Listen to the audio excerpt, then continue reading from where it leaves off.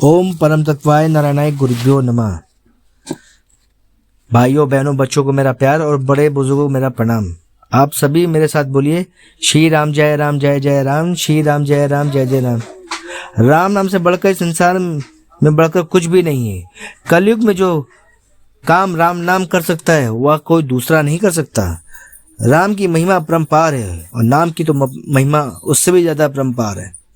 कैसे हो, कितना भी बड़ा हो कष्ट, एक बार आपने श्रद्धा विश्वास और समर्पण से प्रभु का नाम जप लिया तो सारे कष्ट आपके अपने आप ही समाप्त हो जाते हैं, जब हमारा समर्पण विश्वास और श्रद्धा बनी रहती है। आज जो कथा या दास आपको सुनाने जा रहा है वो दिल्ली के निवासी की है कि कैसे राम नाम के जप ने कैसे कायाकल्प किया उनके जीवन में।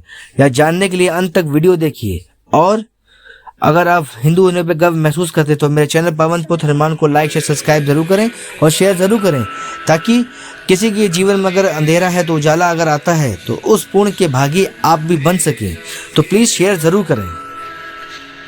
रिद्धि जी बताती कि मेरे जीवन में राम नाम से बहुत चमत्कार हुआ और उनमें से एक चमत्कार मैं आपसे शेयर करना चाहती हूँ। अब बस मेरा मन राम नाम के अलावा कुछ भी नहीं करने का करता है। प्रभु का प्यारी है जो मुझे उनके नाम में लीन लेने देता है और प्रभु की इच्छा की वजह से ही मैं राम नाम में दिन भर लीन रहती हूँ। मेरे घर में मेरे मम्मी पापा और मैं और मेरी एक छोटी बहन है। हम में शुरुआत से ही भक्ति भावना जागृत हो चुकी थी, क्योंकि मेरे पापा हनुमान जी के बहुत बड़े भक्त थे। उनका नियमित था कि वह रोज हनुमान चालीसा बिना जप किए घर से बाहर नहीं निकलते थे। उन्हीं के द्वारा दिए हुए संस्कार हमारे में फलीभूत हो रहे थे। हम सभी भक्ति भाव से परिपूर्ण थे। वो बताती कि मेरी ग्रेजुएशन 2012 में हो गई थी। मैंने हर जगह एंट्रेंस का फॉर्म भरा पर मुझे सफलता नहीं मिल पा रही थी। तो एक दिन मैंने टीवी पे राम नाम के चमत्कार के बारे में बहुत सी बातें और ज्ञान विज्ञान की बातें जानी, जिससे मुझे राम नाम की प्रति श्रद्धा विश्वास उमड़ पड़ा।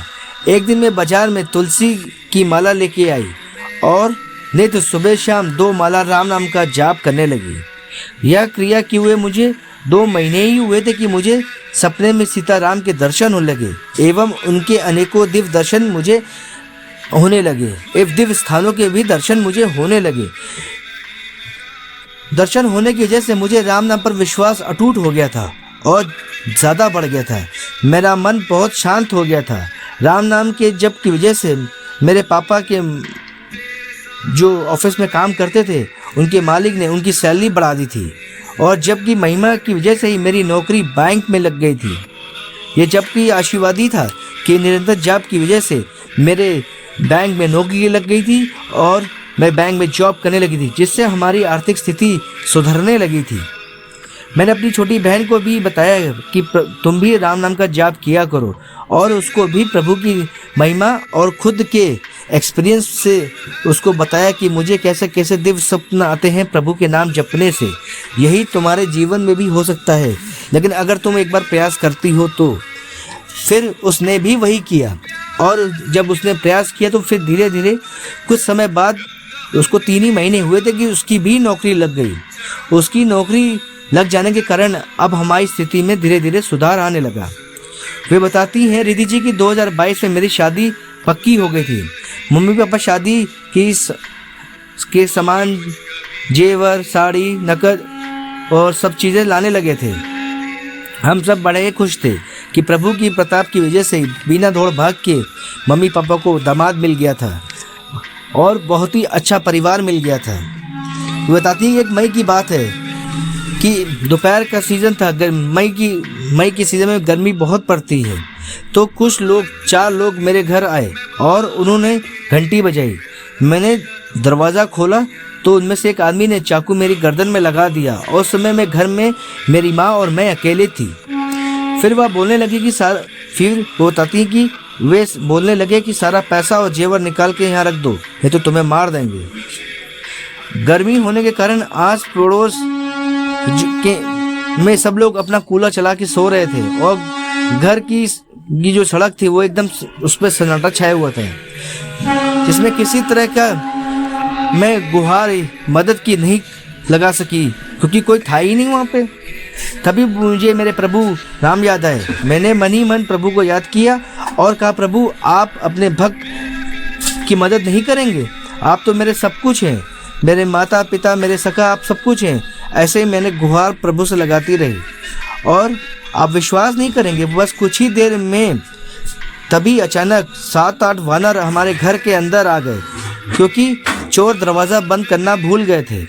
वे चारों बंदर उन चारों पर टूट पड़े और ऐसा टूटे जैसे लगा कि वानर सेना रावण की सेना पर टूट पड़ी है। उनने उन चारों चोरों को बहुत मारा, काटा पीटा और ऐसा काटा कि वो चिल्ला चिल्ला के हमारे घर से सब सामान छोड़ के भाग निकले।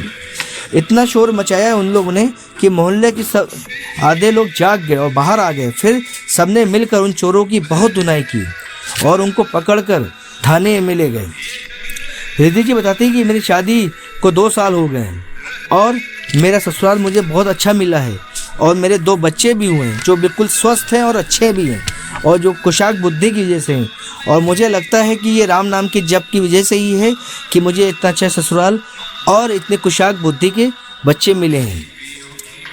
तो आप लोगों ने देखा कि प्रभु हमको किनारे पर लाते हैं, बस वह हमसे एक शर्त चाहते हैं कि प्रभु पर हम अपनी श्रद्धा विश्वास बनाए रखें। तो जब ज़रूरत पड़ेगी तो प्रभु को बस आपको एक बार बुलाना पड़ेगा और प्रभु तुरंत आ जाएंगे आपका कार्य करने के लिए।